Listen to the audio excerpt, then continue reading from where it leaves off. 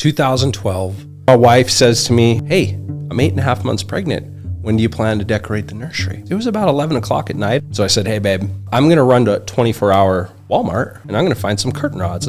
On my way home, coming up to a stop sign, a car from the left street ran the stop sign, 4-way stop, and they swerved just enough to clip the front tire. My left leg twisted backwards underneath the bike, hit the ground, popped about a socket, fractured my pelvis, and I skid. The car backed up. The rear passenger opened the door to get out and help me. And we locked eyes, but then the driver just peeled out and took off. And I was left there in the street that night. There was these two, I call them guardian angels, these two women wearing white satin bathrobes. I'm like, am I going to heaven right now? Is this real? All I can remember is a deep desire to want to see my wife and my daughter.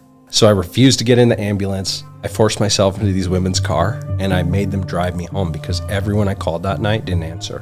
My wife sat there for literally 4 hours picking pavement and chunks out of what looked like burger from my toe all the way to my crotch. And my wife's voice came out of nowhere. She said, if I were you, and I went through what you went through tonight, I could totally justify giving up on all humanity. However, I just want to remind you that whoever those kids were that left you there, whether they even went and got blind drunk tonight to forget about it, their whole life this will haunt them. It was right then that I recognized inside myself that redemption is only ours.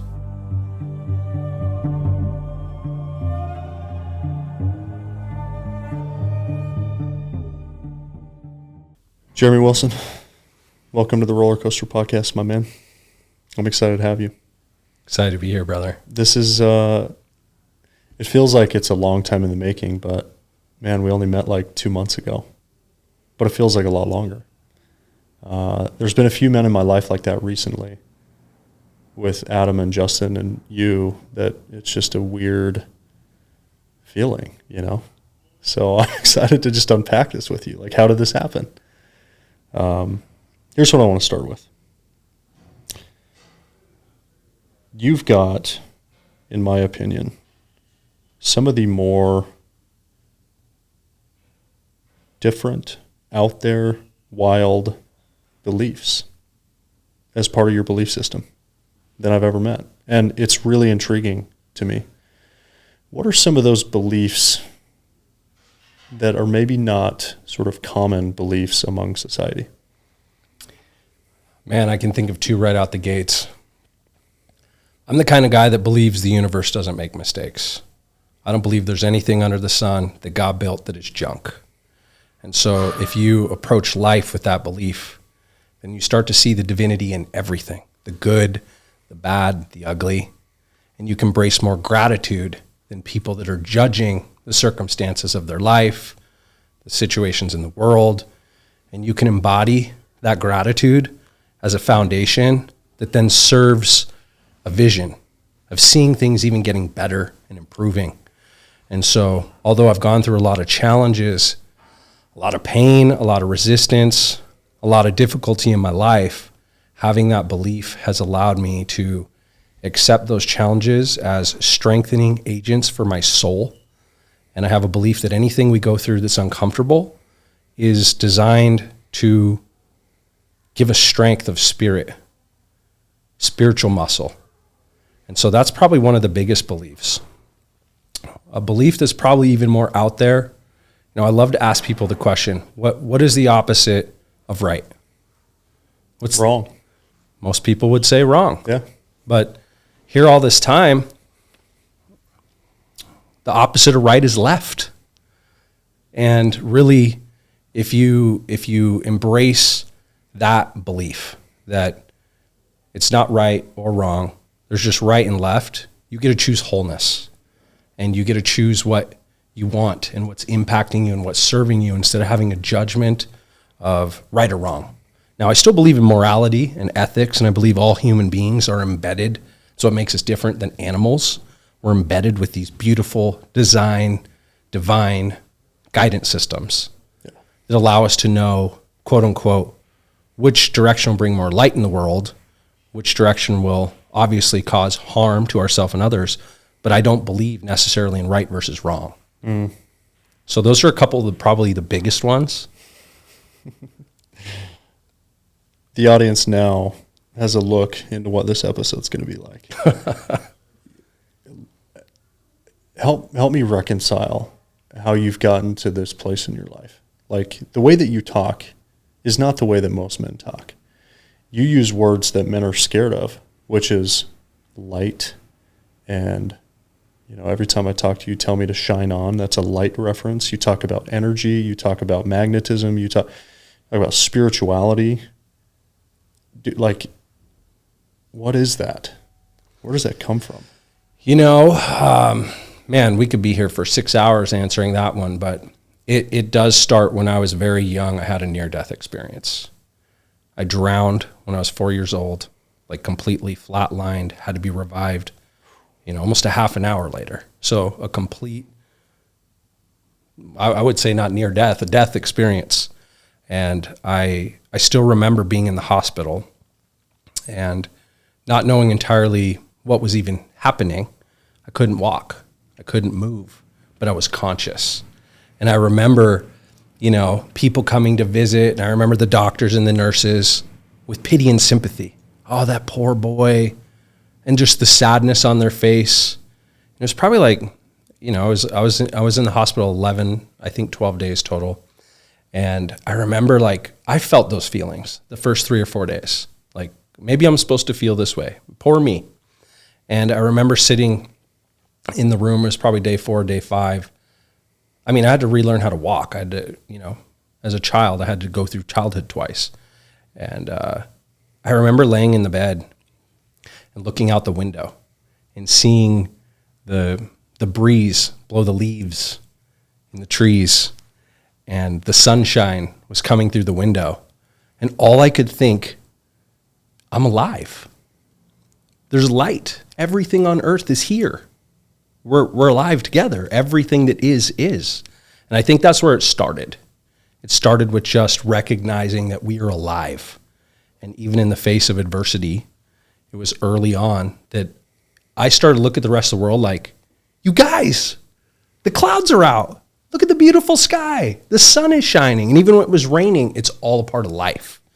And so I think that having that experience and a handful of other near-death experiences in my life journey has helped shape a deeper sense of understanding about life, right? Like, ultimately, when your body goes, your body's still here, right? Like, you can flatline, but what does your body lose? It loses the electrical imprint.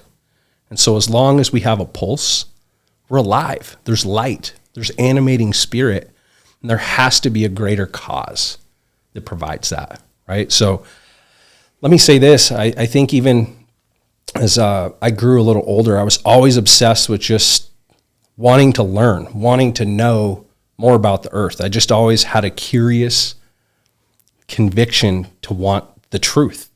And I used to just read encyclopedias at my grandma's house.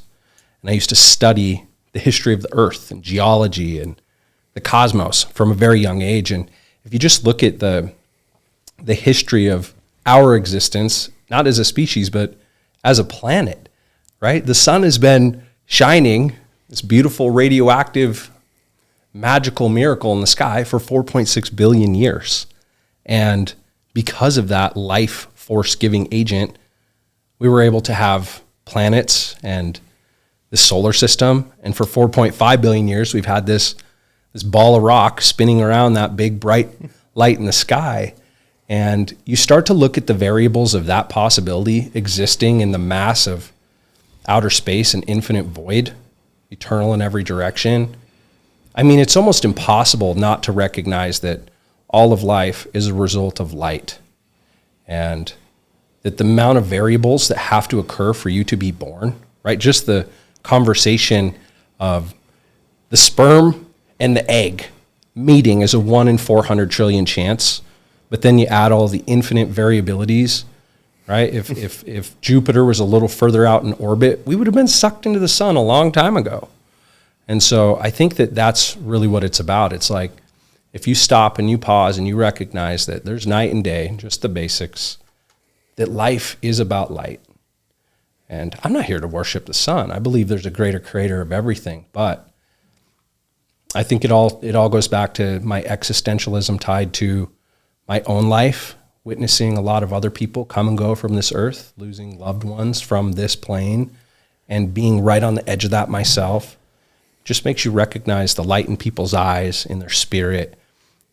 And the last thing I'll say is, like, you know, if you're listening to this live here, or you're listening to the recording on this podcast, like right now, is there anything else other than right now? That's it. The only thing that exists is this ever eternal moment. And I think that's so magical, because if you just take the population of the earth, I don't know how many it is, we're almost to 9 billion. Just pause right now for a second. Every single heart that's beating, and every single human on planet Earth, it's beating one heartbeat at a time right now. All of us. And so there's this unified field, but then there's the individual field affecting that. And so it's just really cool to stop and think, we're all alive. We're all here. We're all animating this electrical light. Man, cool. Love that. You referenced the cosmos, right? You referenced your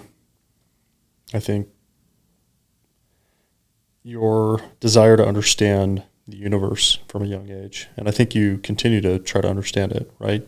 As do, you know, many, a lot of people do, right? Even though there's some odd 9 billion people on the earth, 8 to 9, somewhere in that range, plus or minus a billion, right? We're still so insignificant in the grand scheme of things, right? I saw this diagram the other day, which showed the size of the sun, right? Which I believe is the largest star in our solar system that we know of. And the sun is 1.3 million kilometers around in diameter. Okay.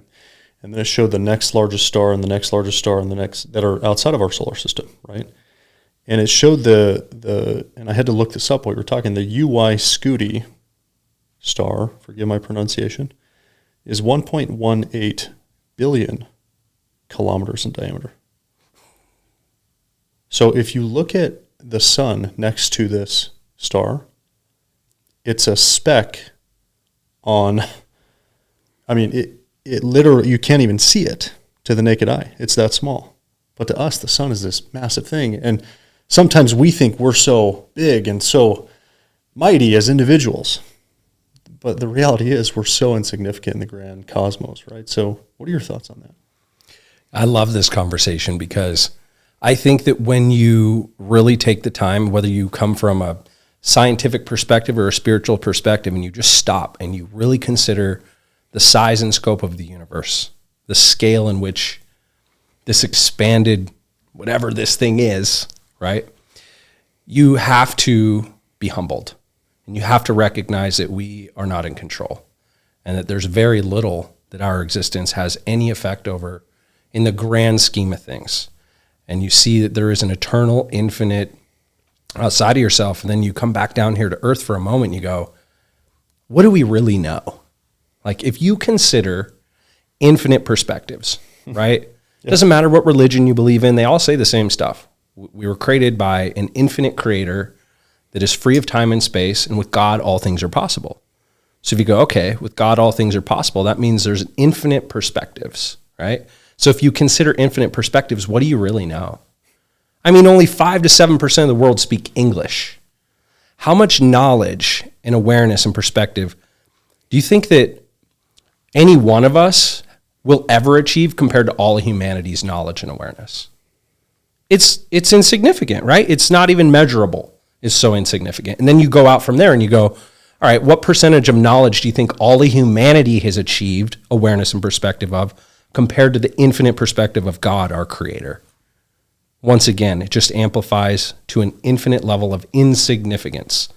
And so therefore, it's like, even when we talk about truth, we talk about what is certain, maybe.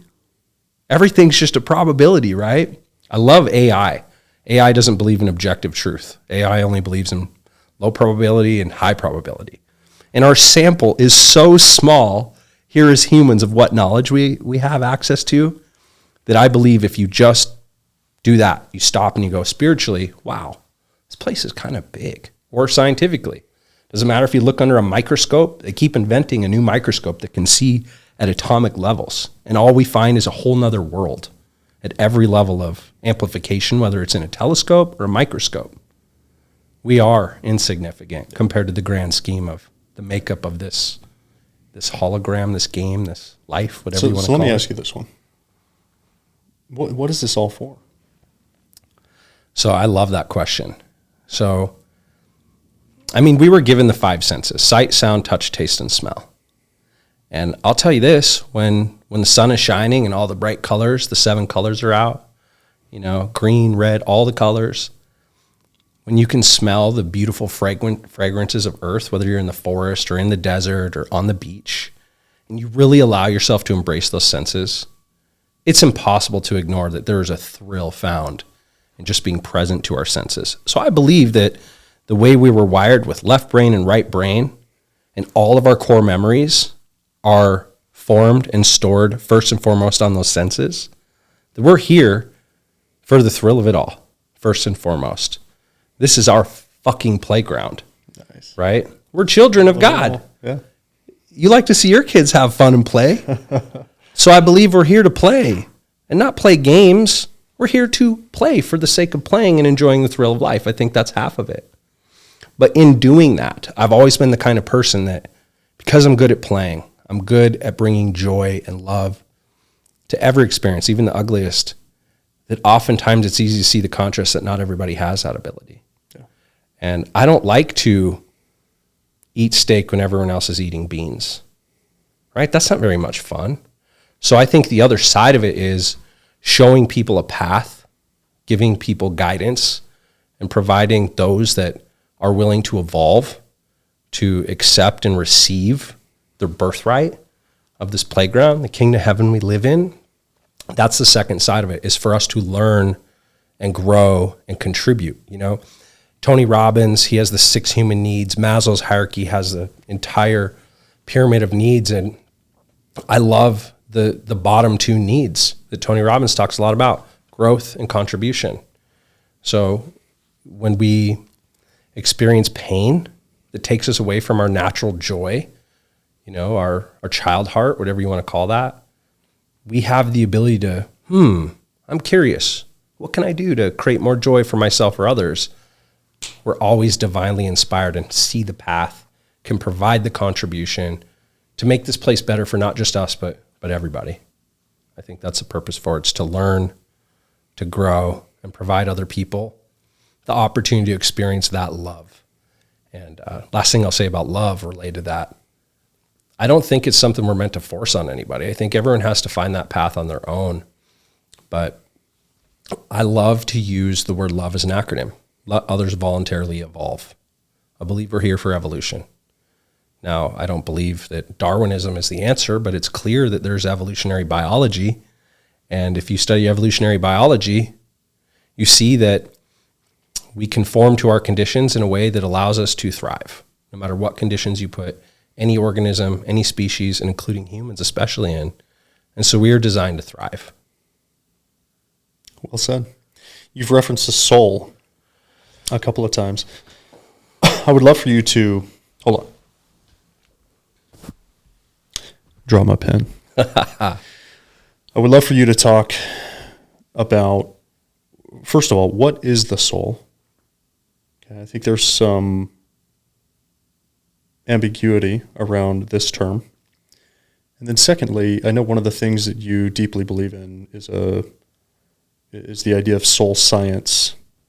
And so I'd love for you to just unpack those things.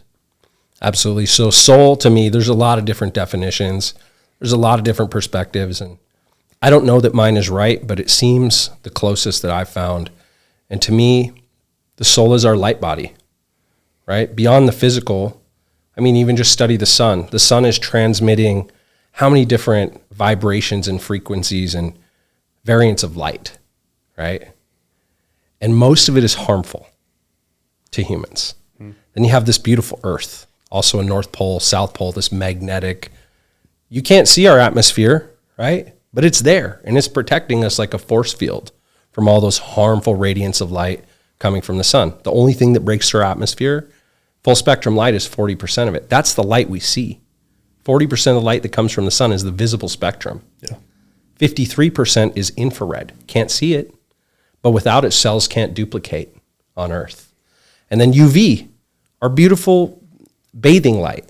Without UV, we'd just be a cesspool on Earth. And we spin under that nice little UV sanitation once a day, keeps things clean. And so you have to look at the human in the same way. It doesn't matter if you believe in spirit.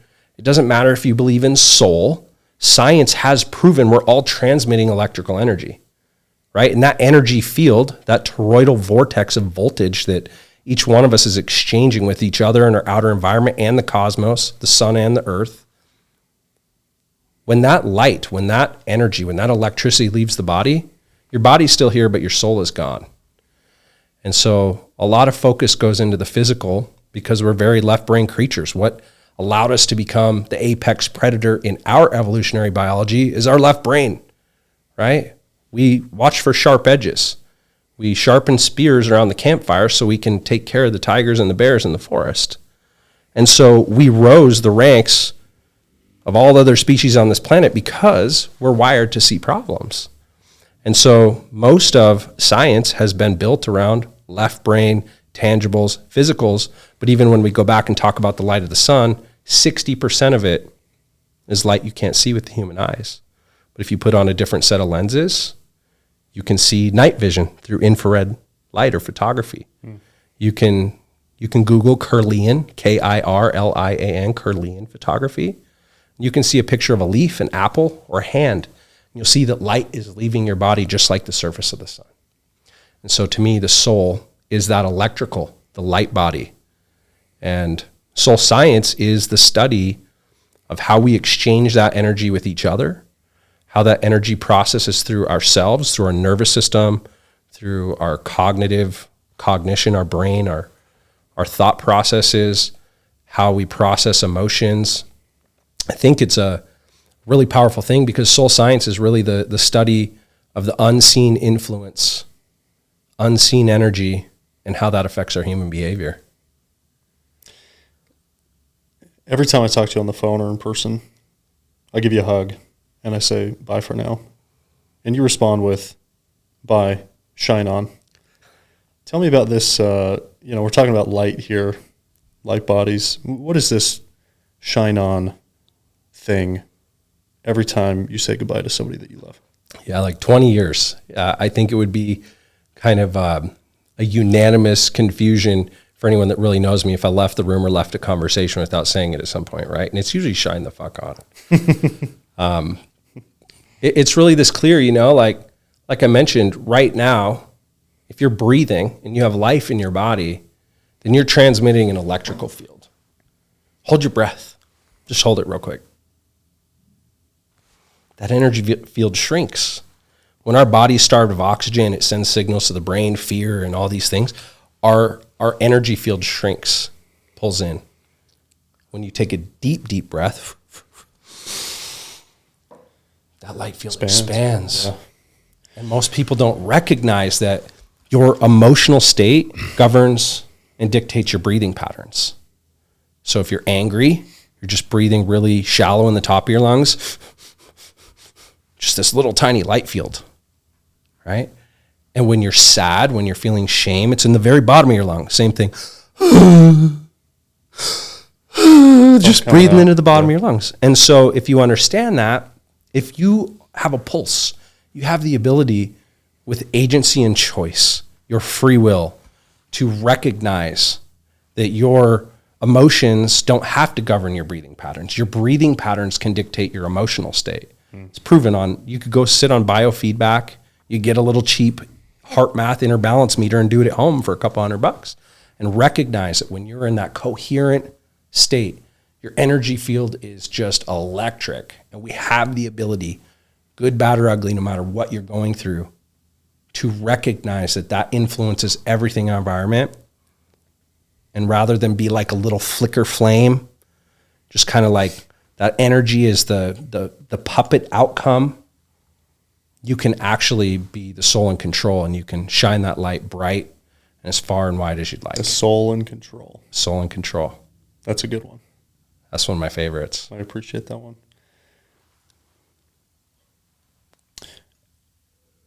In an interview, you quoted Marcus Aurelius, and I've actually heard you quote many of the Stoics before, just in conversation that we've had.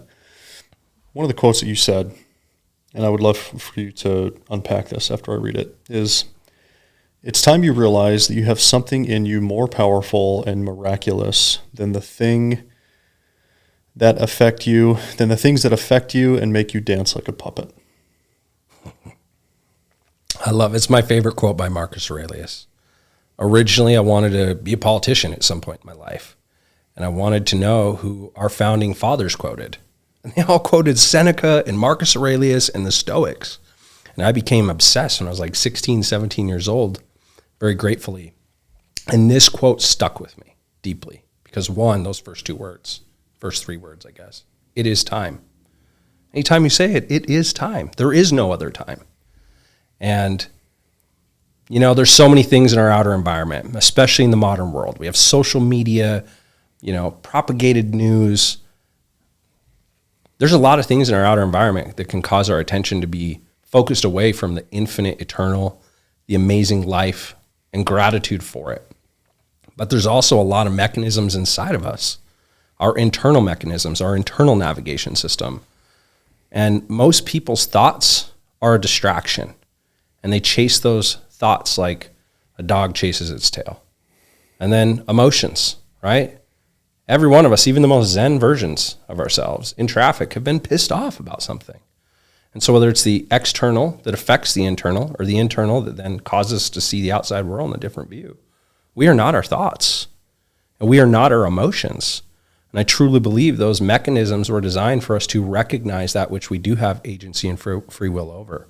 Yeah. And we don't have to be the puppet of every thought. We don't have to entertain every thought, external or internal. And so that's really what it's about to me. It's like, I am not my thoughts. I am not my emotions. I am the soul in control. I was gifted that agency and will. And there's gratitude found in that, right? Doesn't it just light you up that you have control over your own internal state? That excites me. Yeah, you mentioned gratitude a couple of times. And we planned a men's retreat for levels that we've talked about it on the podcast a couple of times. So the audience is familiar with that. But, you were one of the ones that really helped us think through some of the frameworks to teach the men that were at a retreat. And, one of them I led the first night, which was a identity framework called your inner critic, which I thought was great. I would love for you to share one or two frameworks live on the podcast today that would be helpful for men generally who may be struggling in life. So whether it's around gratitude, whether it's around the inner critic and sort of I am statement, or any other ones, because I know you've taught like literally hundreds of these things. So like, I'd love for you to just choose maybe one or two that you could take the audience through today. Yeah, I'll buzz through a couple. I'll start with this one. Identity and self-identification. Anybody that's ever struggled internally that starts to seek external advice to solve it, at some point ends up with counseling or therapy. They end up, owning and identifying some, what I would call associations that don't serve them, related to their identity, which affect their self-worth, which affect their self-image. And so I think the first framework, part of me. It's a framework. If you can just say part of me. How many times when you're frustrated, do you go, I'm fucking pissed off. I am angry. Hi, nice to meet you. Like it's a name on your shirt. We identify with our emotions, then we're the puppet. Now we've become them. We've given them the steering wheel. Yeah. You're no longer your personality. Now you are the expression of that emotion. Versus part of me, my body is feeling, I'm not angry. My body is feeling anger. Part of me feels frustrated. So I think that's framework number one. You have to dissociate and disidentify. You are not your emotions. And you have to separate. That's framework number one. right? Which I think is so powerful. Stop. Good or bad, by the way. Good or bad. Even I am happy. Nope. Like, part of me feels great right now. Part of me's feeling happy. Part of me, yeah, it's amazing. Yeah, so compartmentalizing rather than, claiming the totality of your existence tied to those, fleeting thoughts and emotions. Well said. Right? That would be step one. Step two, another layer of disidentification. I can't remember where I learned this, but it's so much fun, especially with kids.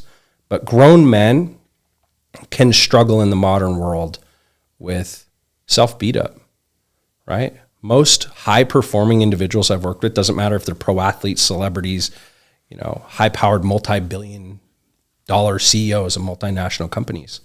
We all struggle with some form of self-beat up. We all know we can do better, right? If you're measuring against the eternal and the divine, we can all do better. Yeah. And so it's easy to get lost in our stories and back to those I am statements, right? Or maybe you're going to do something new you've never done before, out of your comfort zone. I don't know if I can do this. I don't know if I'm cut out for this. Maybe I'm not good enough. Those stories, whatever those stories are, 4 steps. Here's a framework. Identify the story. I don't know if I can go on Tyler's podcast, right? What will people think? Whatever it may be for you. Some people can't speak on stage. Yeah. Some people, they don't want to share their vulnerable stories. Most men, they can't share their emotions with other men.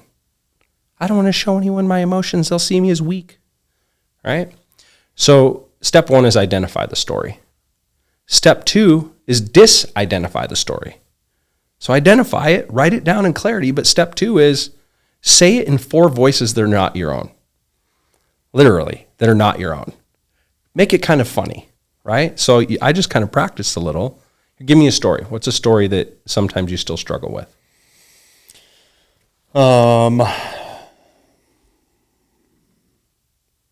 Yeah, like you want me to do it in my voice? Just what's the story first? Like I'm 33 years old, and because I'm this age, I can't be as shredded as I was when I was 21. Okay. Impossible. So at my age, I could never be as shredded as I possibly could be. Yeah. Okay. So there's the story. So now you're gonna say that story in 4 voices that are not your own. I want you to do. Let's hear Mickey Mouse, maybe Kermit the Frog, and you pick the other 2. 80s dying. I don't know if I can. I'm not a great impersonator, but it'll be fun. Ho ho! At 33, I don't even know what the story is, dude. Know what I'm saying? Oh, at 33, I can't get shredded. Okay, that's Mickey Mouse. How was that? Okay. Number 2. Who was the other one? Kermit the Frog? Let's do Kermit. What does Kermit sound like? Give me just a little taste. Very nasally. That's all I know. Okay. Oh, at 33, I can't be shredded. Okay. Now let's go in ethnicity, just for fun. Oh, Indian? Okay. There you go. At 33, I can't be shredded. Impossible. Now do a whiny little bitch. Like, at 33, I can't be shredded. That is ridiculous. I hated that. Like, I'm uncomfortable right now. This is part of the exercise, I'm assuming. Yeah. So that was step 2. Step 1 is identify that story, okay. Box it in, get really clear on what it is. Okay. Step 2, say that story in 4 voices that are not your own. Okay. Step 3 is call bullshit. Everything I just said is absolute bullshit. Yeah, everything I said is absolute bullshit. And then step 4 is the because, opposing action and belief and vision for the opposite. Everything I just said is complete bullshit because I am getting in the best shape of my life. I'm finding my highest level of fitness, and I am moving into my most evolved, jacked, ripped state. Nothing can stop me. Feel that? Yeah. I want to hear you say it. All right. Everything I just said is bullshit. Because I know I can lock in the diet. I know I can do it. I've done it for stretches of time. I know what's required. I have great coaches that are supporting me and holding me accountable to my fitness journey and my fitness goals. And my kids and my wife deserve it. And it's for them, really, that I'm doing this and I can fucking do it. I believe that. Powerful. So the biggest key is show and tell. So you can say those things, but immediately take opposing action. What action would you take if you didn't believe those things? That's step 4. Yeah. Step 4 is take immediate opposing action. Part of me wanted to get up and start doing push-ups while you're saying that. Because if we believe in God and we believe our, whatever your belief is eternal and infinite, and with God all things are possible, I believe I'm a child of God, and God made me in the image of him. And if I'm made in the image of infinite creation, all things are possible. It's the greatest belief. I don't think there's a greater belief than the belief that you were embedded on this planet by a great I am of infinite proportions. And so step 1, 2, 3, and 4, if you always end 4 with that high perspective, no story has any power. And you practice that enough, and you go and take opposing action enough, you can remyelinate those pathways that memorize those stories from your ancestors, your upbringing, and your conditioning that manifested those beliefs into a little box. And so I would give that framework. I want to give one more, though. I just want to say one thing on that. Please. Dude, words are incredibly powerful. There's an object lesson that you're probably familiar with, right? Which is the power of words are so powerful that they do this object lesson where they take 2 plants, same exact plant. One of them, every single day, they say, this is the bad plant. Every single day, they say, we want you to talk negatively to this plant. Tell it it's not going to grow. Tell it it's ugly. Tell it it's whatever, small. It's not going to get sunlight, nutrition it needs. The other one, they say, talk positively. So you are going to grow. You look beautiful. You're going to do this. The one plant that they give positive reinforcement to grows, the other plant dies. And it's a very real thing. I had to do that object lesson in college. One of our classes in college, we did it. And it's like, what? Right? So words are incredibly powerful. I appreciate that framework. Absolutely. I love that study. I'm a huge fan of Emoto. I don't know if you've studied all of the water tied to that, the intention of that. Yeah. There is no power on planet Earth that is greater than human intent. And it's not just some cute thing. Like Bruce Lipton, he wrote a book called Biology of Belief. He was an atheist when he started writing that book. They would take stem cells and they could turn that cell into any type of cell in the human body with human intent. And they discovered, validation of our morphogenetic field. Yeah. Our intention has the ability to affect and influence the plants, the people around us, our environments. And it's not just some woo-woo hippie talk. Yeah. Like, it is science. Yeah.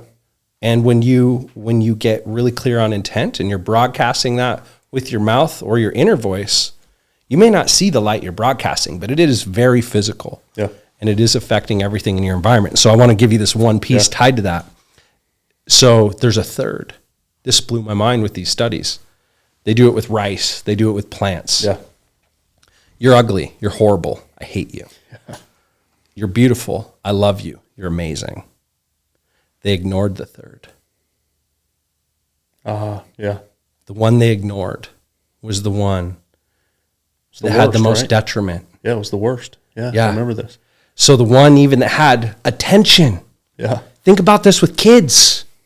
If they're not getting the positive, loving, convicted affirmation, bad attention is better than no attention. Wow.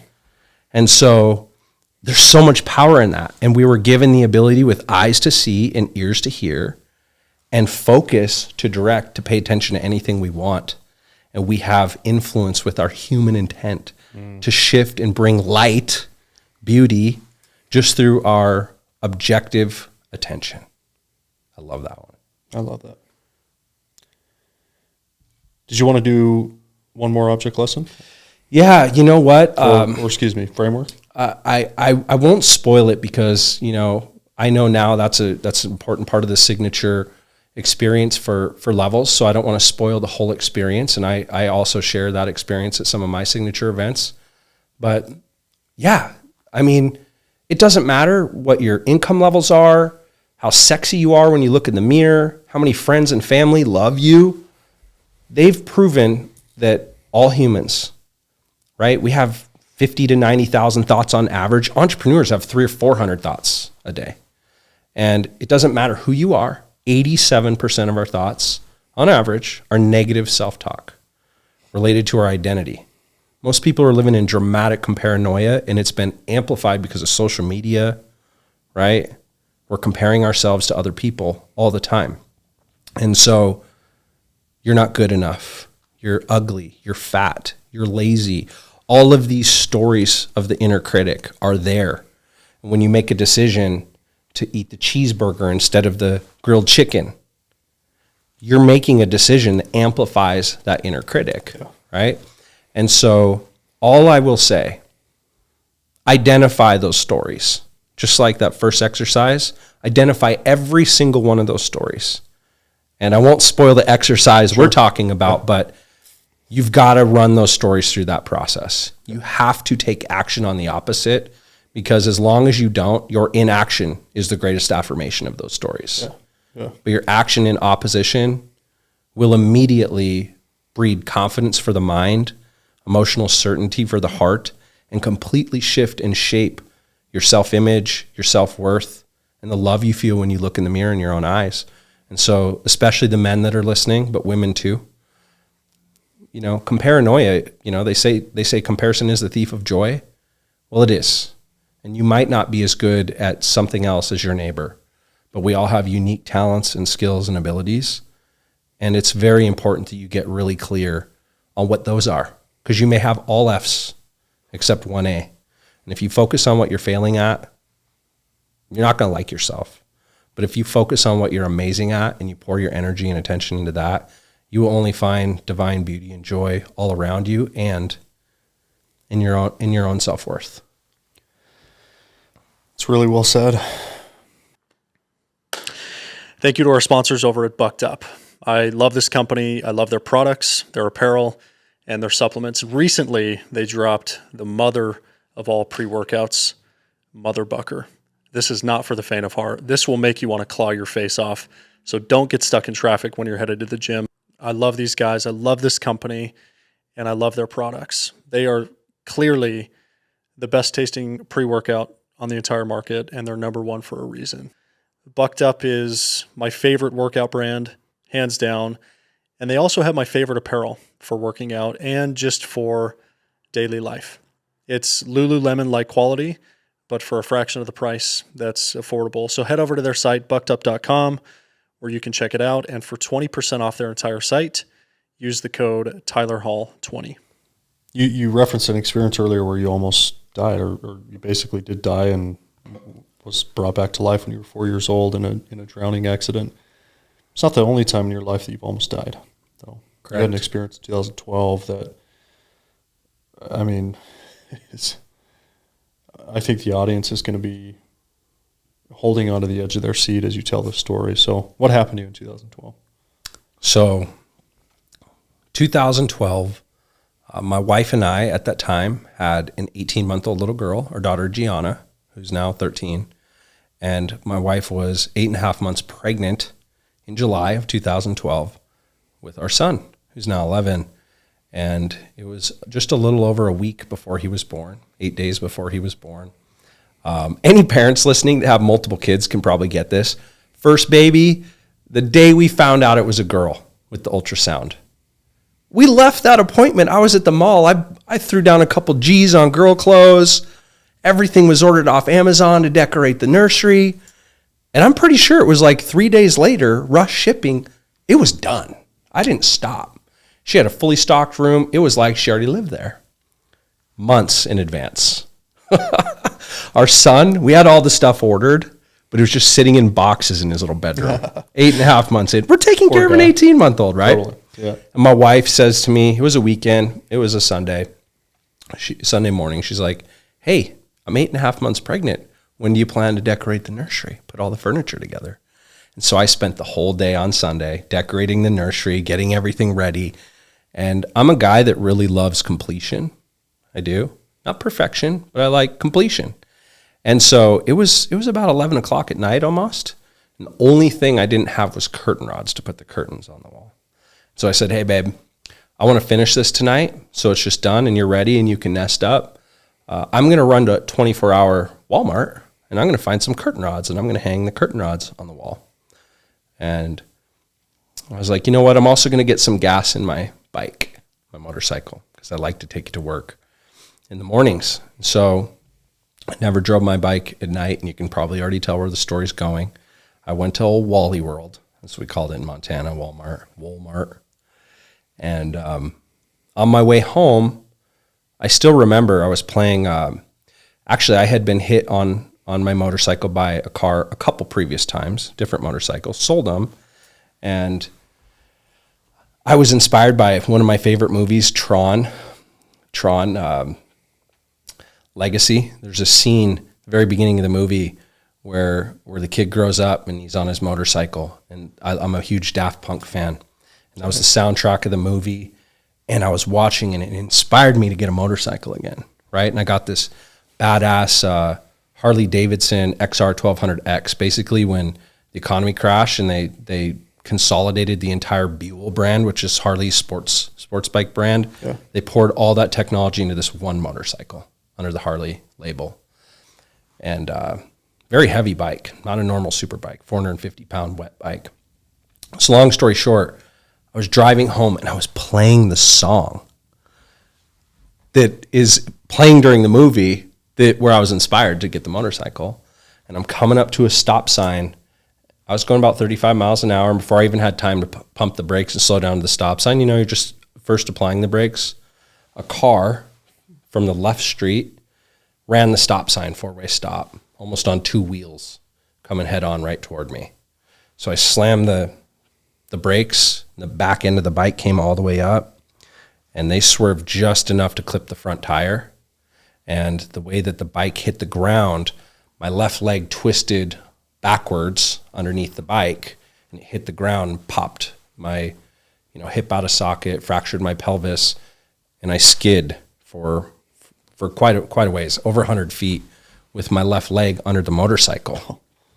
Now, my stupid ass had a helmet on, had a leather jacket on, but I was wearing Keen sandals and shorts. Yeah, so as you can manage, it was pretty grotesque. And lo and behold, the car backed up.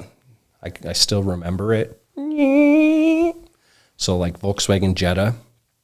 And the rear passenger opened the door to get out and help me. I was screaming. It was some of the most intense pain ever, having your bones drug across the pavement. And we locked eyes, but then the driver just peeled out and took off. And I was left there in the street that night. And first I was just filled with my warrior rage. I just wanted to chase him, hurt him, But there was these two, I call them guardian angels, these two women. There was witnesses. And a man jumped out of his truck to try and help me get up and get the bike out from under me. And these two women, it's not relevant for any purpose, but these two lesbian women wearing white satin bathrobes, okay? Matching white satin bathrobes are like standing there. I'm like, am I going to heaven right now? Is this real? And all I can remember is a deep desire to want to see my wife and my daughter. And I didn't know. I just knew there was a lot of blood and I couldn't stand on my own.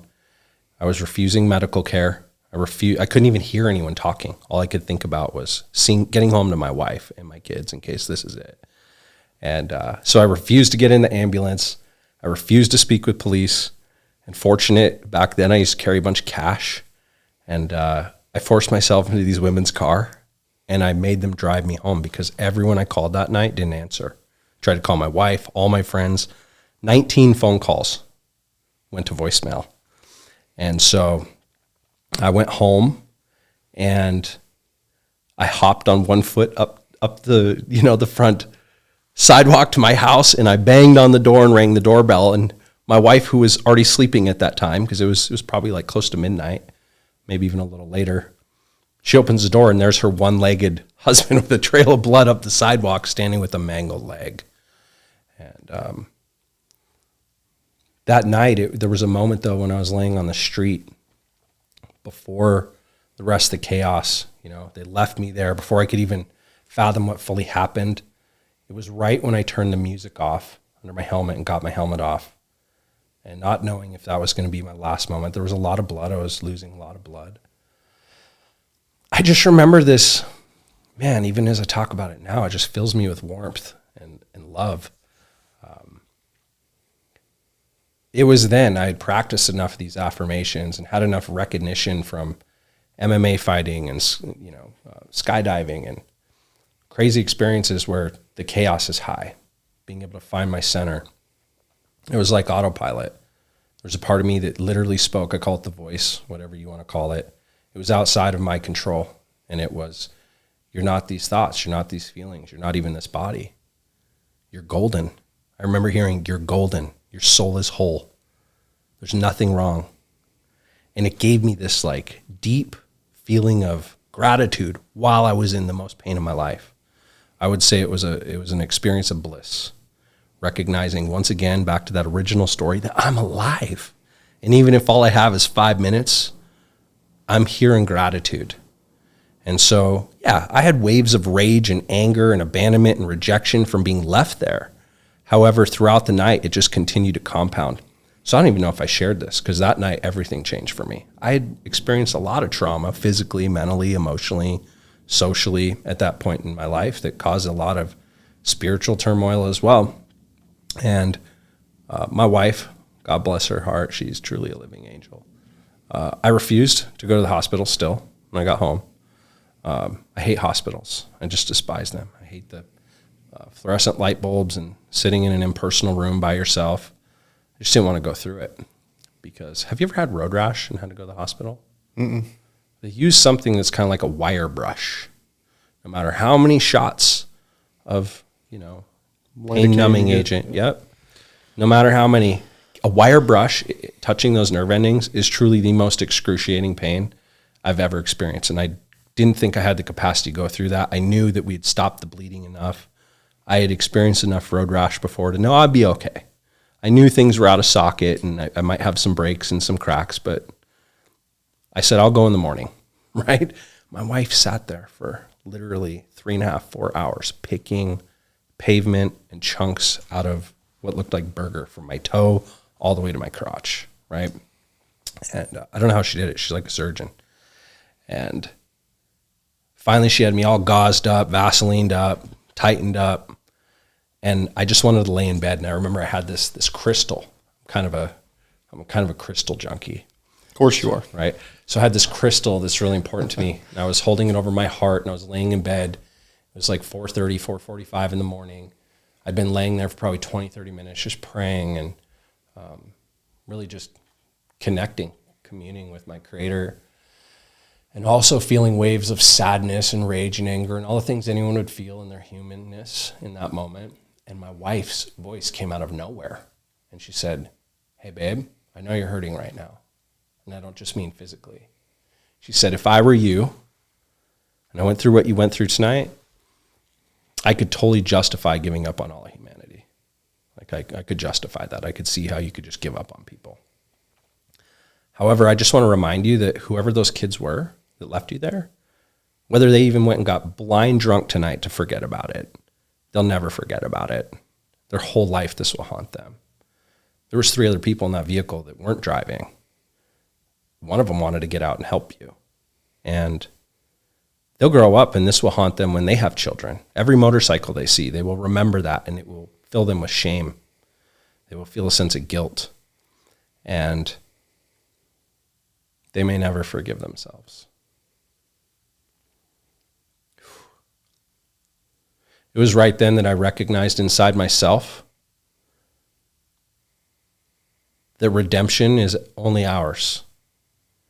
And that I had, until that moment, carried so much guilt and shame from my moments of sin and my moments of reactionary response, from following the desires of my flesh and the impulses and reactions of chaos, that I had been carrying so much shame and guilt that nobody could release me from except myself. And her intention wasn't to release me from all the pain and the trauma and the self-beat up I'd held against myself. It was really for me to release them. And her next thing she said is, "Can you?" All I wanted to do is go find those kids and hug them and tell them I'm golden. I'm going to heal. I'm going to heal fast. I'm not going to take my life and my light for granted. This is a gift to me. Even if I lose my leg, I'm grateful that I'm here and I have life. I forgive you.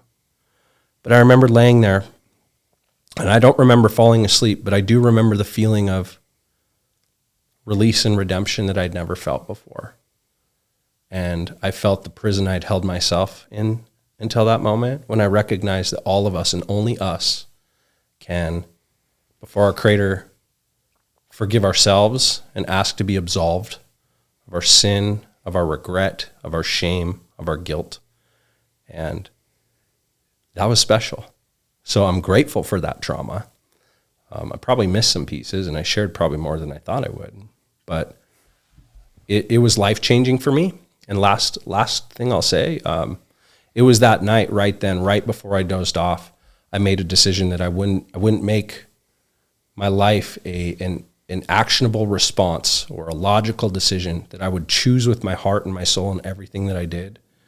You know, it's when you are in those near-death experiences, you recognize the moments you've chose comfort over courage. And I was like, I'm never going to choose comfort over courage ever again. The day I got my cast off, all my leg stuff, it wasn't a cast, it was a soft cast. I adopted my grandparents. I moved them in with me. And I moved out of the town I was in, and I completely changed everything about my life. And it absolutely shaped a new reality for me. So I know that was probably a run-on sentence, and I appreciate you creating the container and space for me to share that, because it wasn't just life-changing, it was life-defining. And I want to give one more piece to it, if you don't mind. So it was months later. I mean, I didn't heal right away. I was a gimp for quite a while. Although I'm resilient and I have fortitude, and they tell you don't walk, I was walking day 4. I had a baby 8 days later, and I already had an 18-month-old. So as you can imagine, it was a little challenging, but I'm also, a little bit stubborn in the most beneficial way. But it was months had gone by, and my wife, it was Father's Day, and she's like, what do you want to do for Father's Day? And we lived in Montana still. I was like, I want to go to the Montana Vortex. I'm obsessed with geomagnetic energy. If you go to USGS, magnetic anomalies, and you study where the little anomalies are and you go there, even if you don't know what you're experiencing, you will experience something. It's like Sedona. There's areas where you're like, wow, there's something tangible here. So we went to this place, and they've kind of turned it into like a gimmick, like fun house. It's kind of like cheesy, right? Optical illusions and different things. But the whole property has different zones that have been scientifically mapped. One of them, you can see your aura in your shadow. You can see your aura in the shadow. I remember holding my baby boy and seeing the aura of a child versus mine, just emanating and transmitting this radiant light. I still have it on video. Sometime I'll pull it up and show you. But then there's a labyrinth built around, there's this masculine vortex. That's where energy is coming down to the earth. Think of the North Pole. It's a North Pole. It's coming down into the earth. And then there's a feminine vortex. That's where electromagnetic energy is leaving the earth. Where those two vortices have these big energy fields, and they merge. Between them, they create a separate, I don't even know what to call it. It's a masculine, feminine convergence of energy. And they've built this labyrinth path, like a traditional Tibetan or Native American labyrinth, right where this sits. And if you've ever walked a labyrinth, the intent matters more than anything. I take my shoes off, take all my technology, I go as bare naked as I possibly can. I set an intention, higher self, God, creator, divine, whatever that is for you. I am open to receive the signs, the symbols, and the messages with the intention of healing all of my physical, mental, emotional, and social pain from this life and lives past. But I'm very specific. And I also want to be able to have such a clear answer that I can provide that and offer that to anybody. I'll never forget this. I've never shared this on video. I walk the labyrinth. I stop in the center. There's this giant piece of rose quartz in the middle. And you can feel it. It's tangible. It's pulsing with energy. And I set that same intention. Creator, great I am, King of heaven on earth. I'm open to receive the signs, symbols, and messages and download whatever is required to release all the pain of my past lives, and anything that may come in the future, and be able to provide that as a solution to others. And I felt it, Tyler, so deep. I felt the warmth and the radiation of that light and that energy and the answer before it hit my intellect. I felt what I would call unconditional love, infinite love. You hear me say infinite love all the time too. And I'm very left brain though. I could ask God for a sign and God punches me in the mouth. I'm like, the reticular activating system is a powerful machine of the mind. I need another one just to validate. And I'll see a sign on the road. I'll be like, now I'm looking for him. Can you give me one more? Right? Like that's me. So I felt it. I knew what it was. And then I opened my eyes, and not to the left, not to the right, not up, not down. On a tree, right where I opened my eyes, there was a little sign. And it said, the pain you're feeling is the love you're withholding. The human mind, the human body can only think one thing and feel one thing at a time. And that was so profound for me. And that was like kind of like that chapter for me, not only closing, but the rest of the book, the rest of my life, my journey, opening. Because it allowed me to recognize that no matter what, and I feel pain in my body every day. Those are a couple of the accidents. I'm pieced together.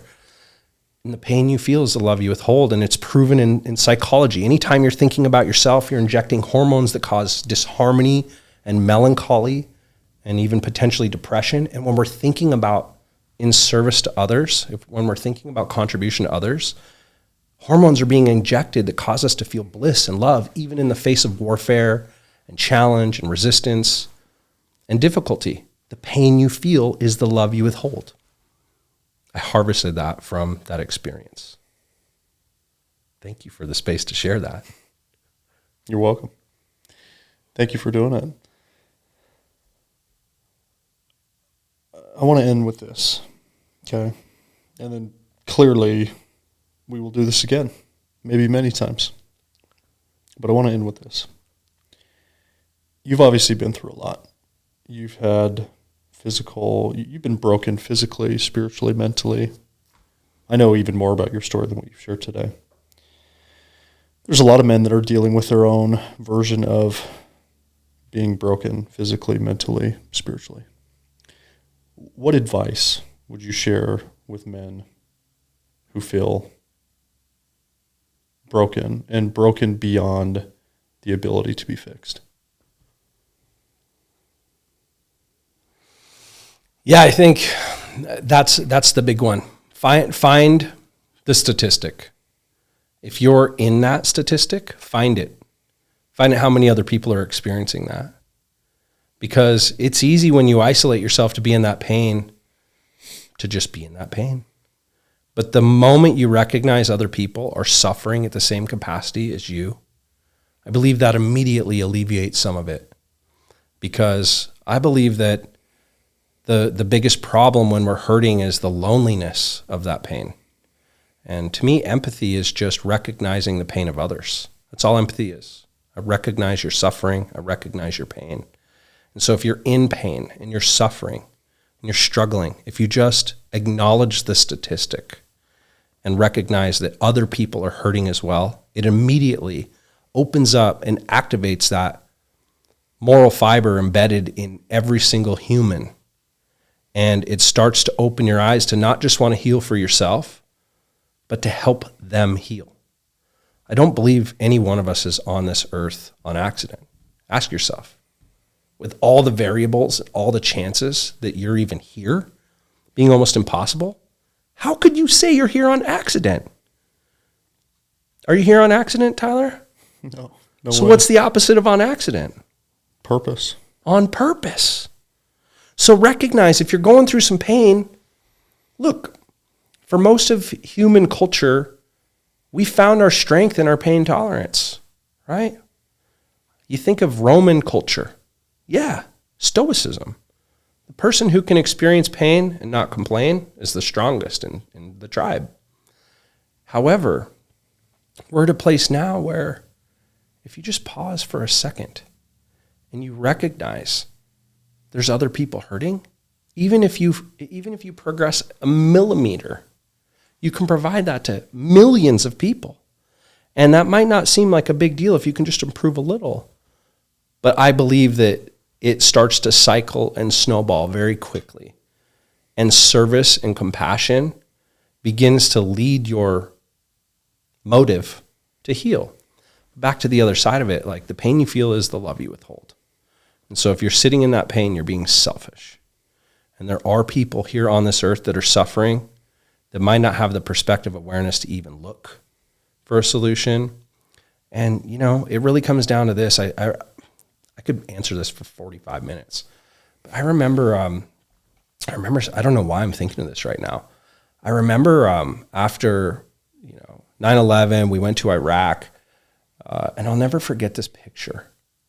It was a picture of a man that had ran over an IUD, blew off almost a whole arm, blew off almost a whole hand, blew off both of his legs beneath the knee. And he's triaged on the battlefield, wrapped up, about to get on the medvac. And he asked if they'd take a picture of him. And he took a picture, smiling with thumbs up. And that impacted me so much because, back to free will, is there anything on the planet that can prevent you from smiling? Is there anything on the planet that can prevent you from finding presence of what doesn't hurt? If you get stung by a bee on your left foot, it hurts. Ask yourself, how's my right foot feel? Can I smell the breeze and the trees and the wind? And we can shift our awareness at will. And that serves other people to not worry about us, have pity for us, sympathy for us, and set an example for others that they can do the same. So I think the biggest thing for people going through hard times is recognize you're not alone. There are other people hurting as well. And the last thing I'll share, back to tribal strength, it's the reason we say fuck instead of owie when we step on a Lego. Because for most of human culture, emotions were seen as weakness.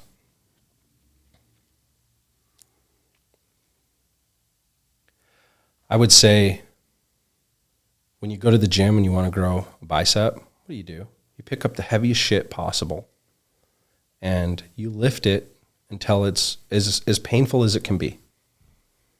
Recognize if there's pain in your life, that maybe you signed a contract with your creator to be one of the strongest motherfuckers that ever lived. Smooth seas don't make skillful sailors. Ask yourself, if I chose to develop spiritual muscle, we all know that there's going to be some pain if you want to grow muscle. What strength was I choosing? Because that's what that pain is for. It's for you to learn. It's for you to grow. It's for you to accept your birthright of strength from your creator. That's what I would share. Amen. Jaramy, thank you for coming on the roller coaster today, man. It was a pleasure. That's a wrap.